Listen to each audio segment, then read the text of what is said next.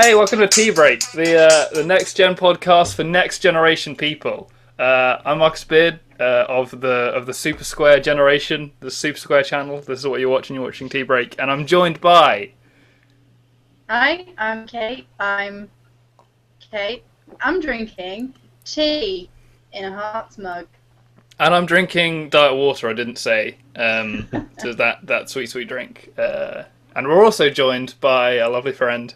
Tom. Hi guys, I'm Tom. I'm not able to drink anything, but I do have a leftover Stella can from the other night. Can't do that. It's not past the watershed yet. Not past the watershed. Okay. Can't show that off. Can't show that off. Don't drink, kids. It's a can of Stella, as we all know, the fantastic orange soda. Non-alcoholic cider. Was that a cider? That's gross. Yeah. Horrible. Because it's awful. Anyway, we'd like to welcome viewers, new and old, to our little Electric Avenue, where we talk about the world, talk about this week in games, or not really, or whatever we've been doing, and a little bit, just a hint, just a little tee-up of self-indulgence, because that's what we're all about. Today we're going to be talking about virtual reality, because we talk about that every week. We're going to be talking about Nintendo, because we talk about that every week. And then we're going to talk about a Kickstarter, which is a little different, but hopefully still enjoyable. First news of the issue. News of the program. Something which I don't have a slideshow ready for, like I did last week. But I could just play Electric Avenue again. Do you guys want to hear that? No one wants to hear that. No one wants to hear it. You want to hear it? Okay. Yeah. The thing is, it's a karaoke version. So I'm just going to have to sing along. No, it's not even playing anymore. Anyway, we're not going to do that. Electric Avenue. The Electric Avenue has gone from a dream to a reality. Virtual reality is here. Oculus Rift has had a $2 billion buyout by a little company, little social media startup, you might know, as Facebook. What do you guys think of the issue? Or did you guys read this in the news, or was it just me? No, I don't think we could have missed it. No, because all over Twitter. It was very annoying. What actually happened was, Stanley doesn't know this, so I'm telling him this now. I was in bed, and I was asleep, and then my phone went off, and I thought, it must be some Twitter thing. But I looked over at it, picked up my phone, opened it, and saw Tom Stanley had sent me a text saying, Facebook bought Oculus. Because he must have decided to text me because I'm obsessed with that thing. So I hopped out of bed and started reading all the kind of industry analysis on it. I didn't realise you actually got out of bed to read that. No, because you know how, it was probably just a couple days after we spent an hour talking about it on the last tea break. What time was this in the day that you were in bed? It wasn't late. Was it? No, it wasn't late. I go to bed very, very early. I am not a man who likes to stay up late. It was probably about 11. I don't know. Whenever it hit the news, you can probably look at it back. Also, how's my sound today? Does it sound sexy? It sounds very good. Absolutely incredible. What if I get up? What if I get up real close like this? You say 11, That's Marcus. creepy. It was 20 to 10. No, it wasn't. Yeah, it was. Hang on, but the clocks fell forward because it's full. No, It they was fell. still 20 to 10. No. It was still 20 to 10 when I messaged you. Oh yeah, well that's bedtime. I thought you said 20 to 9. Sorry, I'm not really thinking. Back to the point. Bedtimes are a thing of the past when you've got virtual reality. Facebook buying Oculus. Good, bad. I want to hear your thoughts. Well, you can go one of two ways. Yeah. They're going to have a massive cash injection. Yes, So a lot of that could- cash. Yeah, it's £300 million cash. Yeah, So that's a $1 lot. million, $3 million cash. So they're going to probably, bring everything forward a little bit, get some proper nice research done. But equally, when Facebook is your boss, like how much say have you got about what you do? Yeah. On the plus side, you can turn up to work in jeans and a hoodie, and no one cares. That is cool, but I have a hunch that the Oculus guys may have done that anyway, looking at the state of some of them, True. apart from when they gave lectures. But no, Kate, what do you think about it? Are you jazzed about Facebook buying what you were excited about anyway? Or are you kind of upset? they said they're not going to redesign it, and I'm a bit disappointed about that. Like, I know they've just brought out the new one with the whole head motion tracking, whatever the hell it was, and that's cool, but I think it still needs refining. And, you know, Facebook, this huge technology company, they have the ability and the money to make it super cool. Not that it's not super cool, but super cooler. The injection of money is obviously a good thing. Yeah, that's good. So when they said about the design, because everyone freaked out, and pretty much as soon as it was announced, Reddit started mocking up like bright blue Oculus Rift with like a massive Facebook logo on the front. So like Facebook came out saying like, nah, we're not going to do that. We're going to just let you do what you do well. They said in the press conference, in the press release, that they're not going to change what Oculus do, and they're going to primarily carry on focus on gaming. Yes, which is, I thought, was actually quite pretty. I guess I had to say that to not piss people off, but you know, I would imagine they'd just be like, "Now we're going to totally ignore gaming and focus on, you know, one-to-one presence." And it's going to I reckon Zynga must be like so happy. Because they've gone from being like, oh, no one's buying any of our games, we're just going to have to lay everyone off, to being like, yes, Oculus Rift, Farmville, virtual reality. People will think it's so real that they'll buy actual sheep from us. It's going to be great. It's come full circle. Because do you remember the episode of The Simpsons when they went to a technology convention ages ago? It was a really old one. Yeah. And they were all hooked up to the gardening simulator. Do you remember that? Because they were like, "Oh no, we don't want to do. We don't want to do housework. Let's go to the convention." Then they get there, and it's a funny joke. Classic Simpsons. Simpsons. Yeah, season 7 or something. Simpsons always do it first. They do it well. But so I think on the whole, everyone's. I was going to say that. So me and you, Stan, I think that we was like, it's injection of money, and we can see that the money is you know, the money's going to help them get better technology, because currently they're using technology made for phones, and now they're going to get bespoke technology for VR, because they can, and they have the weight of Facebook behind them to go to manufacturers, say, hey, make this thing with Facebook. But the Notch has come out against it in a big way, because Facebook are really scummy. Did you see this? For those of you, for those of you who don't know, Notch is the creator of Minecraft. Anyway, I think what Facebook's doing is, it just looks like it's like rats jumping in a sinking ship. Like, they know that social media, or at least what they've been doing with social media, is not going to be profitable for much longer. So they're just trying to buy as many things as they can, so that when Facebook actually kind of flounders and fails, then they're going to be like, well, that's fine, we invested in Oculus Rift, so we're cool. I think it's less of a, you know, just let's buy something. I think it's more of a bet on the future of, you know, of interaction. Yeah. Because we do all the only reason they're doing that is because the current method of interaction they've got isn't enough. Yeah, it's tired. Facebook is a tired platform, but that's what Marx is saying. They reckon virtual reality is going to be the next big thing, so therefore we're going to make sure. So it's a big bet on the future of it. And like, you look how much people use. I know we don't use Facebook that much, but normal people are on Facebook as soon as they wake up, all throughout the day, and then they look at it just before they go to bed. And what scares me is that if, you know, what Facebook have kind of done is made like the smartphone and the internet not for nerds. You know, they've made this for the normal person. Yeah. And if they do that to VR, that's kind of scary, because I don't want people like plugging into Planet Facebook like as soon as they wake up. You want it to be exclusively for us people. I want it to be for games. I know I'm contradicting myself from like a week ago. You guys assume that they're going to run Facebook through Oculus Rift. Yeah, I do. I don't think that's... There's no practical format for Facebook on Oculus Rift. What there is something that we were talking about the other week, was where you could like have a virtual environment where you all go. Oh, that's what I mean. That's what I mean by Rod. That is going to be Facebook. Yeah, it's going to completely change the way that Facebook works. Change the world. It's going to be... do that. But here's the thing. here's the thing that I'm going to spit out to you. Okay. What's actually going to... What this is a fourth dimensional moment of enlightenment.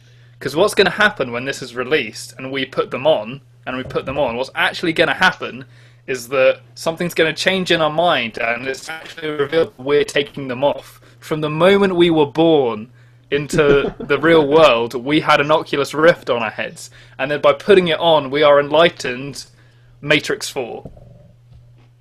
No. No more Matrix films, please. Anyway. I disagree with you. I think you're really worried that the Oculus Rift is going to be becoming like this social console, and therefore there's not going to be good games. But the Xbox One was kind of marketed as a normal thing. Like, oh, you can watch films, you can watch Netflix, you can go on some social media, but it's still primarily a games console. I think it's going to be the same for the Oculus Rift. Yeah, no, that's a good point. And stuff that I was excited about before Facebook took over was things like going to a virtual cinema with your friends and watching a film. Yeah, which is interesting, because that's like the most popular thing, is the social cinema thing. So So that is basically what Facebook want to do with it, and it doesn't mean that it can't be used for games, because it will still have all the technology in it, and people will still develop for it. So I don't think all this is going to do is, it's not going to take anything away. No, I don't think it is. Yeah, no, I agree. Given what Facebook have said in their statement and what Oculus are like, I think the gaming is still going to be strong. I'm just worried about the future of humans, but that's another issue. Which it's going to get flooded by normal people, and you don't want No. I'm saying I'm worried for normal people who find going on Facebook on their phones all day. The fact so you're saying we can handle virtual reality? We're already messed up. Yes, people, they can't. not like normal. Yeah. Anyway, last week me and Stano talked a lot about one video game, about Assassin's Creed, a lot. But this week, Kate's going to talk about a video game she's looking forward to. What are you looking forward to, KDJ? Let's not keep that. KDJ? Yeah, it's a good one. It's got a ring to it. It's not. It's terrible. We're not having that. It's great, mate. I'd rate it. Friday, Phoenix Layton versus Professor Wright. Yeah. I'm looking forward to it so much I can't remember the name. Professor Layton versus Phoenix Wright, or the other way around. Came out on Friday. I think it was Friday.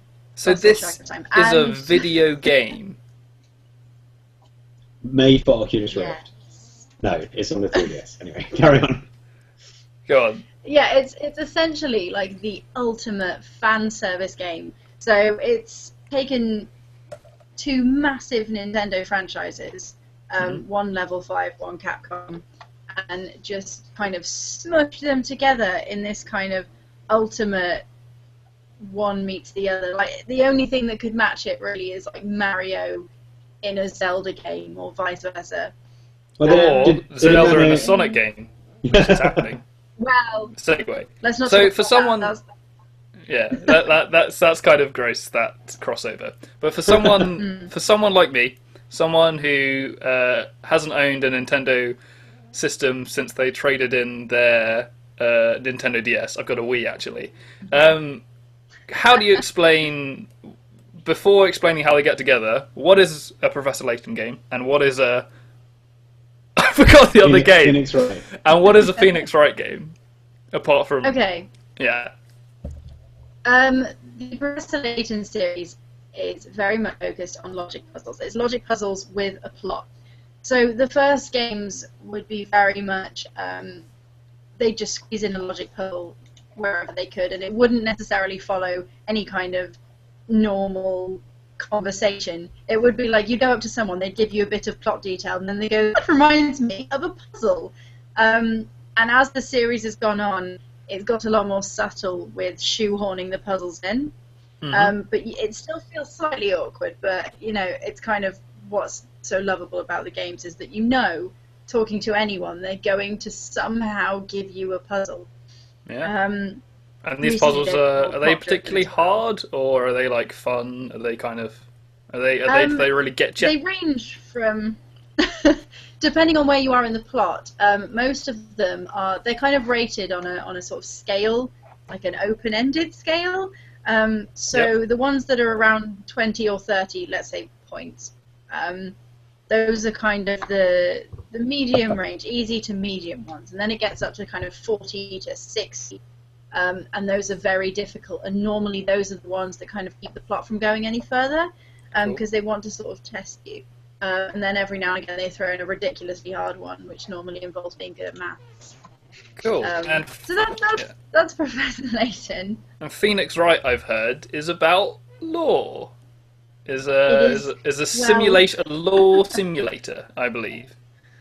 It's a court-based drama, is what I normally refer to it as. It's a better way of describing it. Yes. I imagine. Again, heavily plot-driven. The same with Professor Layton. It's a lot of reading is involved. So you play a lawyer, an attorney, an ace attorney, in fact. Yeah. And you kind of, through playing the series, you get to know a lot of recurring characters. There's a lot of prosecutors, detectives, police people, and just randomers who kind of show up. And it gives this game a sort of kind of lovable character about it, because you keep seeing these faces return and you're going, I know who you are, you're that guy who I hate. But it sort of subverts what law actually is. There's a lot of very silly stuff. Not that I'm saying it's bad, but lawyers don't tend to be allowed to kind of be a detective as well. And there's several cases that involve consulting a medium and kind of that being admissible in a court. That's like, oh yes, well we spoke to this dead guy and he said that this guy did it, so guilty. That's amazing. So and it's really fun. It's it's very tongue in cheek. Gameplay wise, how are the two being coming together in a sinful unity? Sorry, a wonderful unity.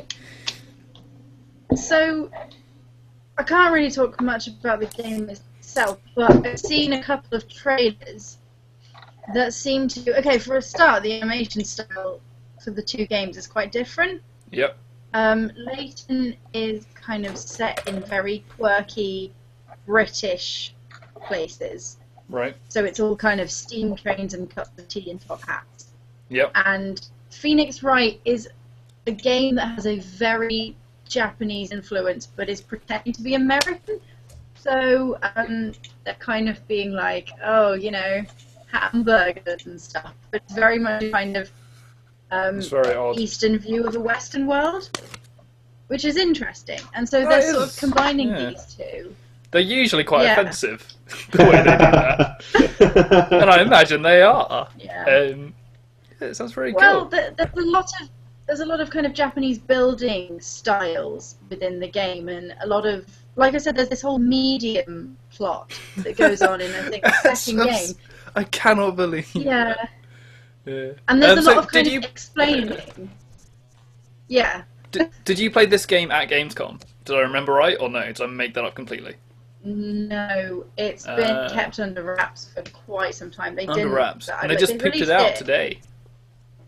Friday. Yesterday. Not today. Day before Friday, yes. Well, the trailers were released like 2 years ago, but they're all in Japanese. Yeah. And they've been in Japanese for a very long time. It's only very recently that they've sort of said there was going to finally be a translation. That's the problem with Phoenix Wright games, is that they just don't come over here quick enough half the time. Yeah. It's a lot like that, was it Street Fighter and Tekken that were crossing over? Was it? No? Don't make that up. I think they... I have no idea. I think it was Street Fighter and Tekken. I could be wrong. Street Fighter X Tekken, and they were doing crossover. And I think one of them's come out, but I have no idea where the second one is. Like... That's really loud typing. Let's just wait for Sunny to look up his little thing. Is my volume okay? I should be closer to my microphone. Yeah, Street Fighter Tekken. That's a thing. I didn't know that was a thing. Why is that a thing? 2012. Sorry, that's fairly recent. But cool. Well, okay. What they are is I I don't know how they're naming which one comes first, but if it's called Street Fighter X Tekken, it'll have Street Fighter gameplay with Tekken characters. So like, I was about to try and name characters, but I'll get them confused. I feel like Zangief is in one. I'm not a fighting game fan. Captain Falcon, Mario. Captain. Oh no, you couldn't, because Captain Falcon would just be way overpowered in any fighting game ever. It would just be like one Falcon Punch, and you've won the entire championship in one fell swoop. He is a very good Super Smash Bros, isn't he? So. Yeah.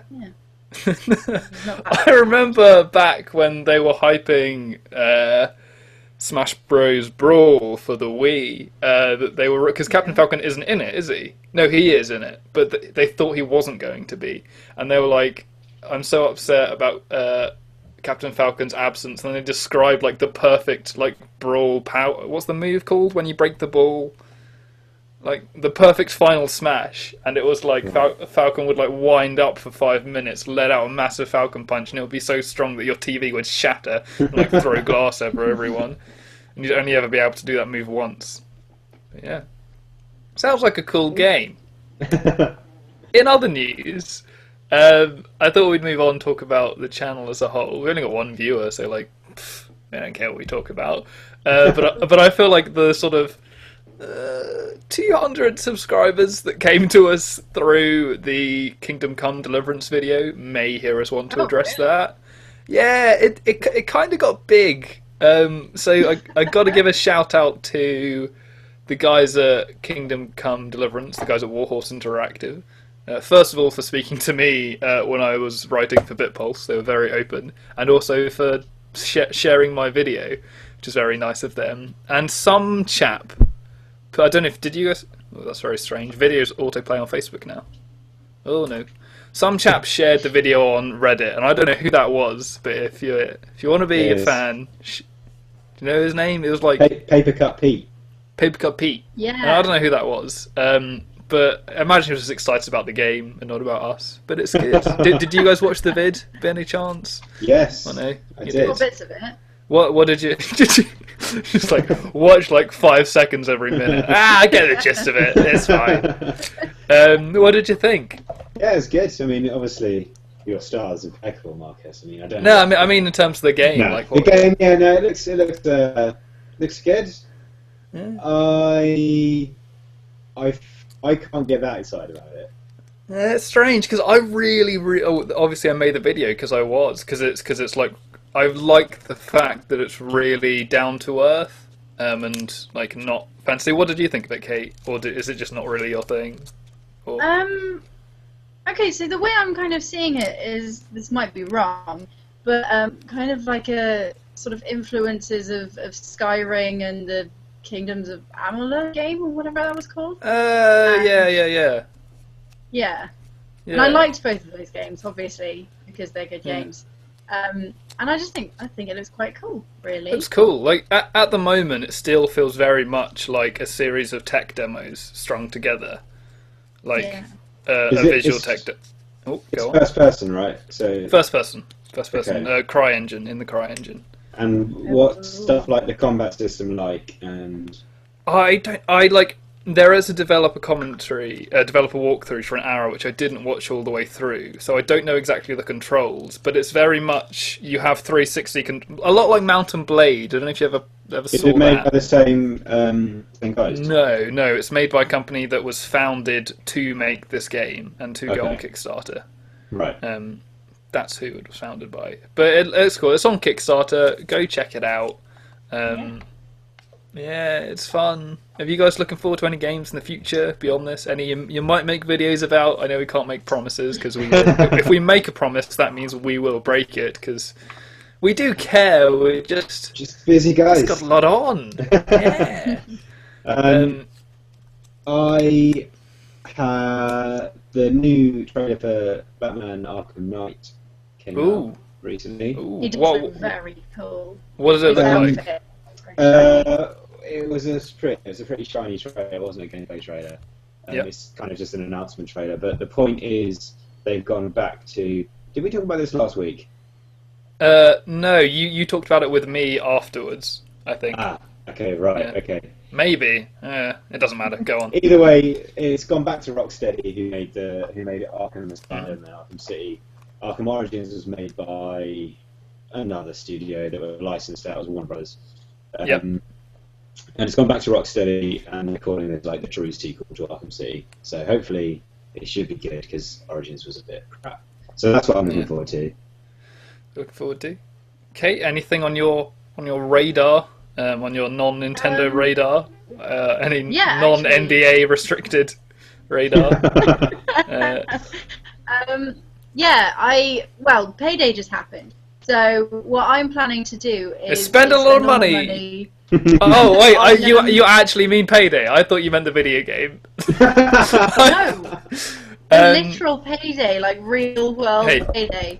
If you're looking for an idea to spend money on, I couldn't recommend anything more than something that sounds a little like this. It's 27 quid. I think it's worth the money. Are you talking about your microphone? Yeah, does my mic not sound very good? That sounds great. You want me to get a microphone? I want everyone. What I was going to say is, I was going to get loads of iOS games. I've had like this massive wish list. Oh yeah. Includes like Smash Device it. 6, which is that looks awesome. Ridiculously good.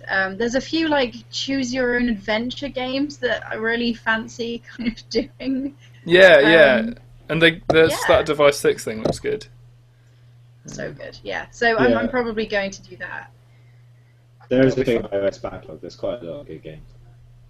Oh wait, no, there is a game I'm looking forward to. Goat Simulator. Goat Simulator. I saw it. It looks so good. I started watching a Let's Play, I think, by Yogscast, which isn't something I do. But that was good. But like, I had to stop because it seems like part of the fun in it, is in tearing shit up as a goat.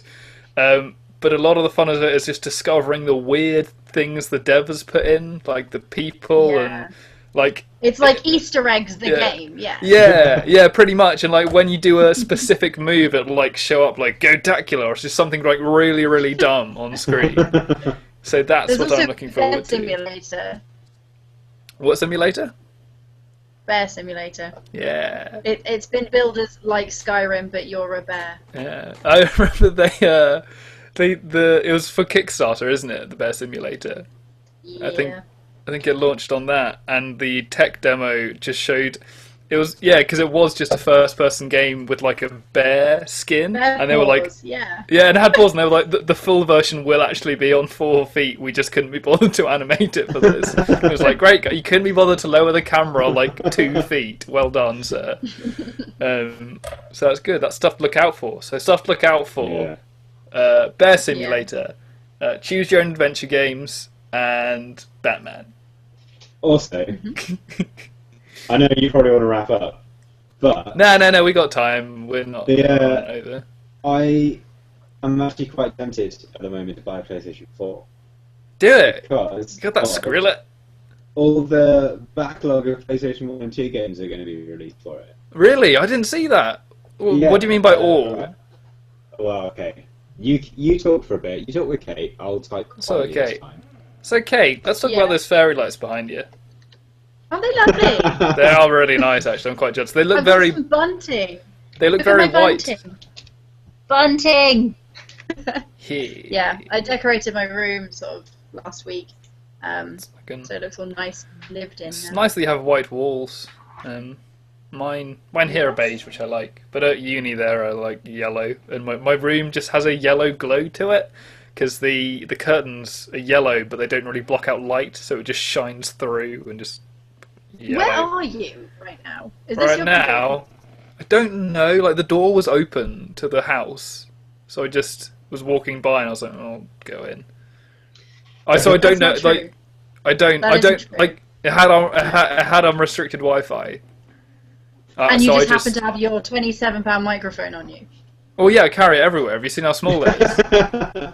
Like it's really small. That's why, and you can also when you get really close to it, it sounds pretty great when you get this close. How does it actually sound good? I can't tell. Not if you shout, because then it distorts like hell. But what about if I don't really suffer like this? No. I bet the one viewer we have now, their pants are probably just falling off from. We've actually got 3 at the moment. Oh, wow, that. I don't know. There's 3, That's more than we've ever had. So let's say subscribers. Now you're here watching, all 3 of you. Thanks for subscribing. Do keep commenting. We're going to reply to all the stuff you've written, and we just need to catch up on the backlog, and that'll be good because we're rapidly approaching 1,000 subscribers, which is kind of hard to get a grip on. Yeah. Yes. Did happen, Quip. Yeah, we should have a party. But yeah, so next week got some stuff. I'm working on some stuff about virtual reality. Stano might be working on some stuff about Assassin's Creed 4, maybe? It depends when my new computer comes. Yeah. It depends when it comes. Stano's working on the rendering, and Kate might be doing some mobile stuff, maybe in the future. Maybe. I have a job. I don't have time. I ain't got time. Maybe. I'm not making any promises. I have a child to raise. You don't hear me complaining. What? Why I keep are you kind laughing? of being made to go to pubs and places, so yeah. Thanks for tuning in to Tea Break, the Next Gen podcast for next generation people, which we're going to stick to. This has been Super Square. Thanks for tuning in. I'm Marcus Beard with Dark Water. I'm Kate with cold tea. And I'm Tom with nothing. Keep it rocking. See you on Electric Avenue next week.